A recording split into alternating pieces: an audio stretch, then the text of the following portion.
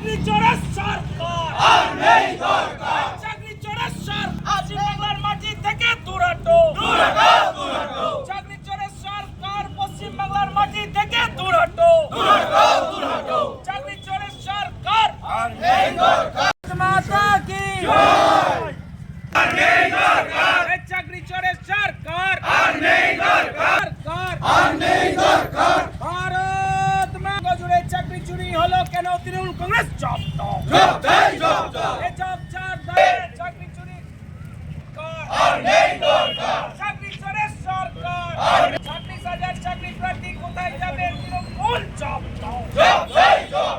ছি ছি এই মমতা ব্যানার্জি ছি ছি ছি ছি ছি ছি ছি ছি ছি ছি ছি জব দেয়, জব দাও। 6,000 অযোগ্য চাকরি প্রার্থীদের বাদ দিয়ে বাকি চাকরি প্রার্থীদের অবিলম্বে নিয়োগ করতে হবে, করতে হবে, করতে হবে। এই চাকরি চুরি আর নেই দরকার, আর নেই দরকার। এই মমতা ব্যানার্জি হায় হায় হায় হায় হায়, এই মমতা ব্যানার্জি হায় হায় হায় হায় হায়, এই তৃণমূল কংগ্রেস হায় হায় হায় হায় হায়, জব চাই জব। এই 26,000 বেকার পরিবার কোথায় যাবে? তৃণমূল কংগ্রেস জব দাও, জব চাই জব। এই জব চাওয়ার দাবিতে আজকের কত বড় চলছে চলছে চলছে চলছে।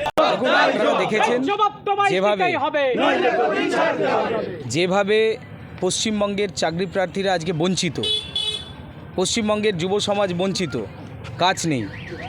যোগ্য যারা চাকরি প্রার্থী ছিল তারা রাস্তায় বসে আন্দোলন করছে, পশ্চিমবঙ্গ সরকারের হুঁশ নেই।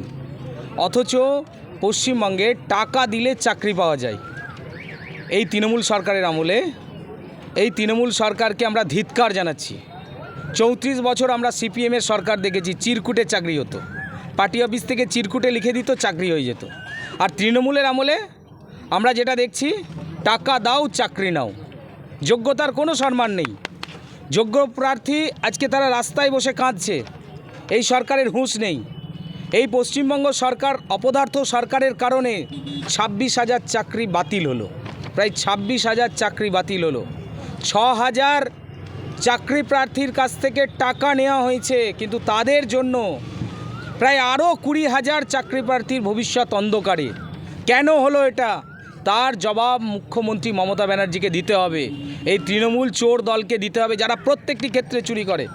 রাস্তার টাকা চুরি, জব কার্ডের টাকা চুরি, ঘরের টাকা চুরি, আবাস আপনার শৌচালয়ের টাকা চুরি।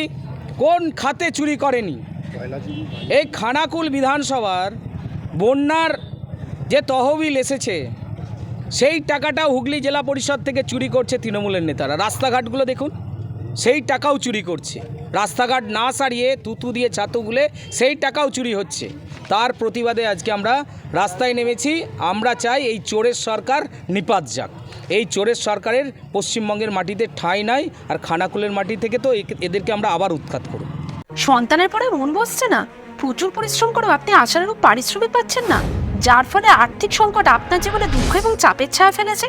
দিনার ভারে জর্জরিত স্বামী স্ত্রীর মধ্যে প্রতিনিয়ত ভুল বোঝাবুঝি বেড়েই চলেছে।